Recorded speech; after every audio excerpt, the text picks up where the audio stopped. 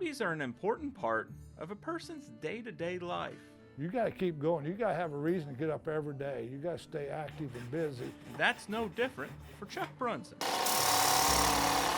I was born and raised in Evansville, born in 1950. Actually, I lived about a block away from here. I've done construction my whole life. I was a plumber and pipe fitter for 35 years. I've always had rental properties. So I come back to this area when I retired, which was about 12 years ago. And then I just, after I retired, I got a sister and brother-in-law that lives in Florida, went down to visit them. There was a 90-year-old gentleman that builds birdhouses and lawn ornaments, and so I got to talking to him, and that's kind of got the fever from him about doing things to stay active. Looking to keep life after retirement productive, Chuck began putting the tools in his garage to work.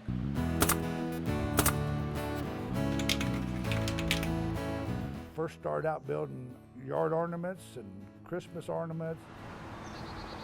And then I got to building birdhouses, kind of keying off on that. Birdhouses. These Avian apartments are pretty simple. 4 walls and a roof. Just enough for your average finch or cardinal.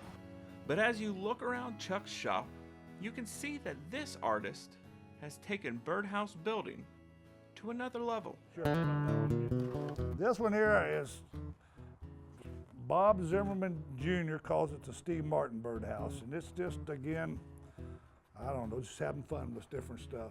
I started out with a pattern, then I changed that to either what I saw on the computer, or if I take pictures of buildings, anything that had some color to it.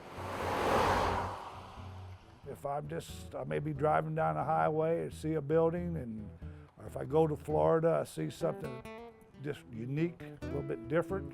Chuck's background in construction has taken these simple structures into true pieces of art. And part of the problem is getting everything in the right proportion. That's why I start out, if I see something, take pictures of it. I go down and measure the building, try to get it lined up in proportion. And then I'll take a grafting paper and draw it. And then I started making blueprints.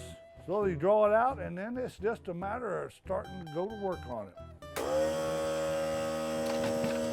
Blueprints in hand, pieces of wood, plastic, and just about everything else start forming what will become a new birdhouse. That windows were really a nightmare at first. I started out just, to be honest with you, they wasn't real good.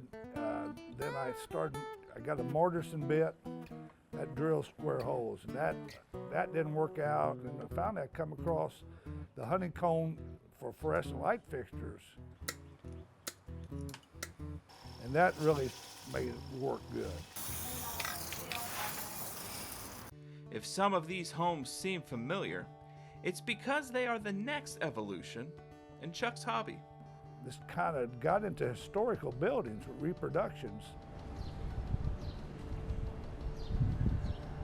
A lot of this, if it's got some kind of history behind it, this is a replica of the first police station in Evansville.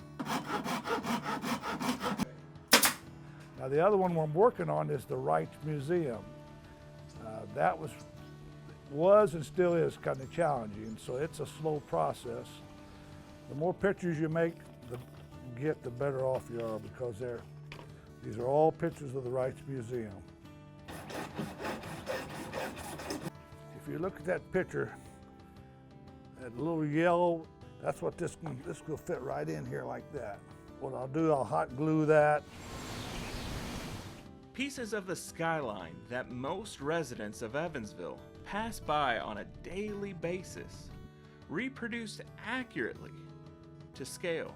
It gives me something to do, for one thing. Like when you're retired, you always got to look for challenges and things to work on.